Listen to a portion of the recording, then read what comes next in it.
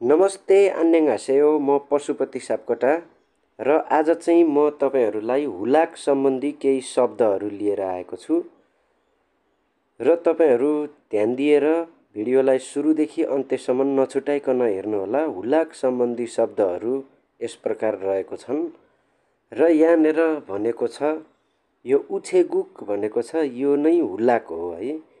उछेगुक भन्छ हुलाकलाई। त्यसैले तपाईहरुले उछेगुक भन्यो भनेदेखि हुलाक भनेर बुझ्नुपर्ने हुन्छ। उछेगुक भनेको हुलाक रहेछ र यो सम्बन्धी शब्दहरू छन् केही, यो हुलाकी कार्यमा प्रयोग हुने शब्दहरू। ती शब्दहरूलाई चाहिँ मैले सरसर्ती भन्न गइरहेको छु। यहाँ छ पहिलो नम्बरमा छाङसो भनेको छ। यो छाङसो भनेको ठाउँ हो। छाङसो भनेको ठाउँ। अर्को छ छुसो, ठेगाना। छुसो भनेको चाहिँ ठेगाना। कहाँ पठाउने हो हुलाक, ठेगाना चाहियो नि हैन र? हो, त्यो ठेगाना चाहिँ छुसो हो। छुसो भनेको ठेगाना। अर्को छ उइछि। उइछि भनेको चाहिँ लोकेसन, स्थान, लोकेसनलाई उइछि भन्यो। त्यस्तै सोफो भनेको पार्सल, पार्सल पठाउने कुरा। जस्तै कुनै ठाउँमा चाहिँ पार्सल पठाउन पर्यो भनेदेखि उक्त पार्सललाई चाहिँ सोफो भनिन्छ। सोफो भनेको पार्सल। त्यस्तै साङ्जा भनेको बाकस, साङ्जा कार्टुन, बाकसलाई साङ्जा भनियो। फ्यन्जी भनेको चिठी, फ्यन्जी भनेको चिठी है। फ्यन्जी भनेको के रहेछ? चिठी रहेछ। यप्स भनेको चाहिँ पोस्ट कार्ड, पोस्ट कार्डलाई यप्स भन्ने रहेछ। यप्स भनेको पोस्ट कार्ड। थेक्फे भनेको चाहिँ कुरियर, कुरियर सर्भिस भन्छन् नि, थेक्फे सबिसु कुरियर सर्भिस। थेक्फे सबिसु भनेको कुरियर सर्भिस र थेक्फे भनेको चाहिँ कुरियर। उफ्यो भनेको चाहिँ हुलाक टिकट हो है। यहाँ हुलाक मात्रै लेखेको रहेछ। यो उफ्यो भनेको चाहिँ हुलाक टिकट।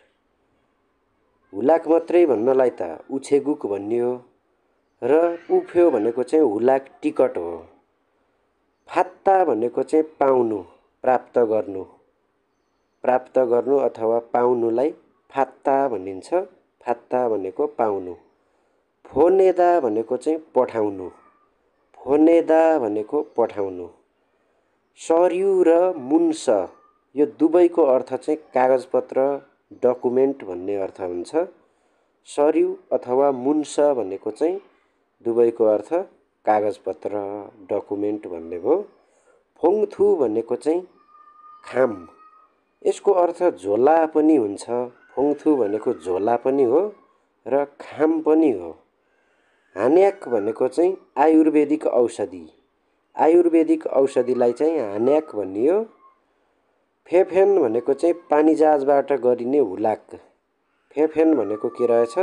पानीजहाजबाट गरिने हुलाक रहेछ। र यो फेदाल भनेको छ, फेदाल भनेको डेलिभरी हो, फेदाल भनेको डेलिभरी। र फेसोङ भनेको पनि डेलिभरी हुन्छ। फेदाल फेसोङ भनेको एउटै हो, डेलिभरी हो। त्यस्तै हाङगोङ फेन भनेको छ। हाङगोङ फेन भनेको चाहिँ हवाईजहाजबाट गरिने हुलाक।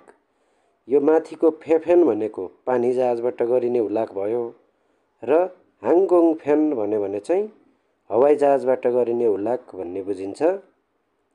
यो इमेल भनेको चाहिँ इमेल, इमेललाई चाहिँ कोरियन भाषामा के भन्दो रहेछ? इमेल भन्दो रहेछ। उम्सिकमुल, उम्सिङमुल भनेको यो खाद्य वस्तु, उम्सिङमुल भनेको के रहेछ? खाद्य वस्तु रहेछ। यो उछेथोङ भनेको चाहिँ हुलाक बक्स, उछेगुक भनेको हुलाक, उछेथोङ भनेको चाहिँ हुलाक बक्स। यो थोङ भनेको भाँडो भन्ने अर्थमा, उछेथोङ भनेको चाहिँ हुलाक बक्स भएको हो। अनि यो मुगे भनेको चाहिँ तौल, तौललाई मुगे भनियो। छेजुङ भनेको पनि तौल नै हो।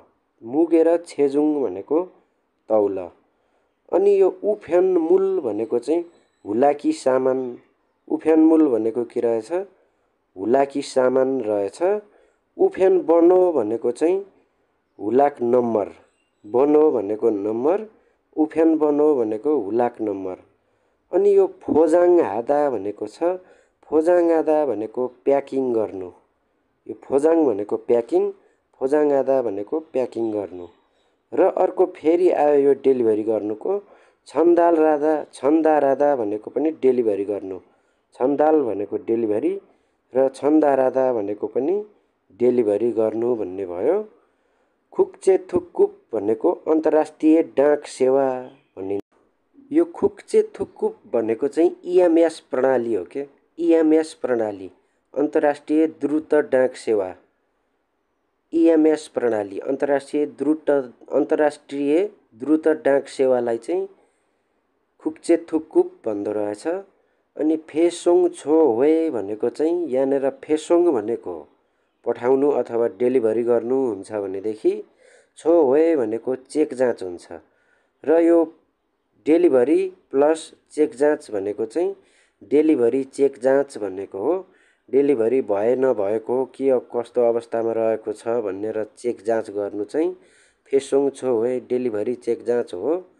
अनि इल्बान उफ्यान भनेको चाहिँ सामान्य पत्र, सामान्य हुलाकी पत्र, सामान्य हुलाक पत्र, सामान्य पत्र भनेर बुझ्नुहोस्।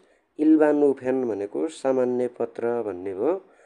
फोनेनन साराम भनेको चाहिँ फोनेदा पठाउनु, साराम भनेको मान्छे, र फोनेनन साराम भनेको चाहिँ पठाउने मान्छे भनेको हो। अनि यो फान्नन साराम भनेको चाहिँ पाउने मान्छे है। फोनेदा पठाउनु, फोनेनन साराम पठाउने मान्छे, र फात्ता भनेको पाउनु, र फान्नन साराम भनेको चाहिँ पाउने मान्छे। फान्नन साराम, फात्नन नभनेर यसलाई फान्नन भन्नुपर्ने हुन्छ। र यो फान्नन साराम भनेको चाहिँ पाउने मान्छे भन्ने हुन्छ। र आजको लागि चाहिँ यति नै भयो। तपाईहरूले भिडियो सुरुदेखि अन्तिमसम्म हेरिदिनु भएकोमा धन्यवाद। र यस्तै कुराहरूको लागि मेरो च्यानल सब्स्क्राइब गरेर बेल आइकन पनि थिचिदिनु होला। हवस् त, धन्यवाद।